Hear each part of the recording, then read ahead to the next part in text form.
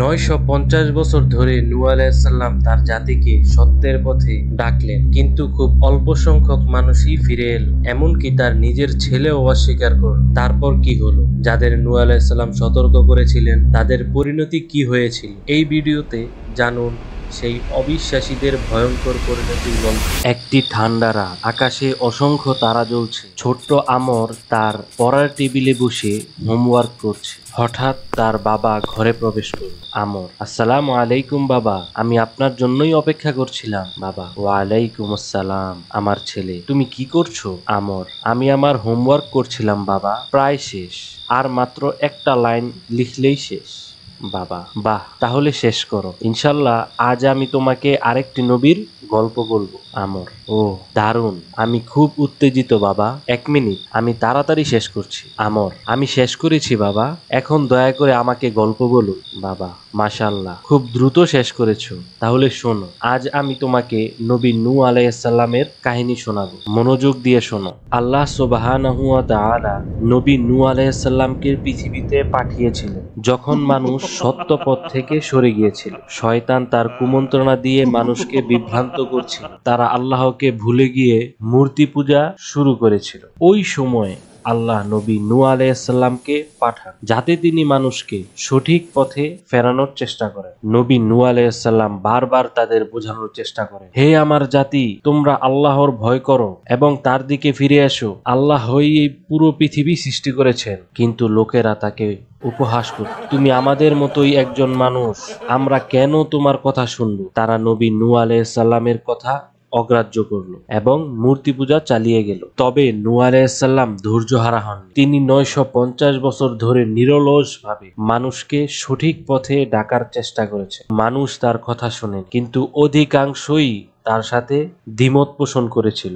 একদিন আল্লাহ নবী নূহ আলাইহিস সালামকে বললেন, হে নূহ, তোমার দাওয়াত দেওয়ার কাজ শেষ হয়েছে, এখন আমি এই অবিশ্বাসীদের জন্য শাস্তি দেব। আমর: তারপর কি হলো বাবা? বাবা: আল্লাহ তাকে একটি বিশাল জাহাজ তৈরি করতে বললেন। নবী নূহ আলাইহিস সালাম বুঝতে পারলেন না কেন তাকে এত বড় একটি জাহাজ বানাতে বলা হচ্ছে, কিন্তু তিনি বিনা প্রশ্নে আল্লাহর আদেশ পালন করলেন। তিনি এবং তার অনুসারীরা 100 বছরেরও বেশি সময় ধরে জাহাজ তৈরির কাজ চালিয়ে গেলেন। অবিশ্বাসীরা তাদের উপহাস করে বলল, তুমি মরুভূমিতে জাহাজ বানিয়ে কি করবে হে নূহ? কিন্তু নবী নূহ আলাইহিস সালাম তাদের কোনো উত্তর দিলেন না। তিনি জানতেন আল্লাহর প্রতিশ্রুতি সত্য। একদিন নবী নূহ আলাইহিস সালাম দেখলেন যে তার রান্নাঘরের চুলা থেকে পানি বের হচ্ছে। তিনি বুঝতে পারলেন যে মহাপ্লাবনের সময় এসে গেছে। তিনি তার অনুসারীদের ও প্রতিটি প্রাণীর একজোড়া করে জাহাজে উঠতে বললেন। আমর: তার পরিবারও কি জাহাজে উঠেছিল? বাবা: হ্যাঁ, তার এক পুত্র এবং স্ত্রী অবিশ্বাসীদের সাথে রয়ে গেল। তার ছেলে বলল, আমি পাহাড়ে উঠে নিজেকে রক্ষা করব, আমার কারো সাহায্যের দরকার নেই। কিন্তু নবী নূহ আলাইহিস সালাম তাকে সতর্ক করলেন, আজ আল্লাহর আদেশ থেকে কেউ রক্ষা পাবে না। এরপর বিশাল এক ঢেউ আসলো এবং তার অবিশ্বাসী স্ত্রী ও পুত্রকে ভাসিয়ে নিয়ে গেল। বৃষ্টিপাত বাড়তে থাকলো, সমগ্র পৃথিবী পানিতে নিমজ্জিত হয়ে গেল। অবিশ্বাসীরা বাঁচার জন্য ছোটাছুটি করল, কিন্তু কেউ রক্ষা পেল না। 40 দিন ও 40 রাত পর্যন্ত বৃষ্টি হলো। তারপর একদিন নবী নূহ আলাইহিস সালাম একটি কবুতরকে পাঠালো ভূমি খোঁজার জন্য। প্রথমবার কবুতরটি ফিরে এলো, কিন্তু কিছু পেল না। দ্বিতীয়বার একটি জলপাই গাছের ডাল নিয়ে ফিরে এলো। নবী নূহ আলাইহিস সালাম জানতেন ভূমি কাছেই আছে। অবশেষে জাহাজটি জুদি পাহাড়ে এসে থামল। নবী নূহ আলাইহিস সালাম ও তার অনুসারীরা আল্লাহর শুকরিয়া আদায় করলেন। তারা সবাই জাহাজ থেকে নামলেন এবং নতুন ভাবে পৃথিবীতে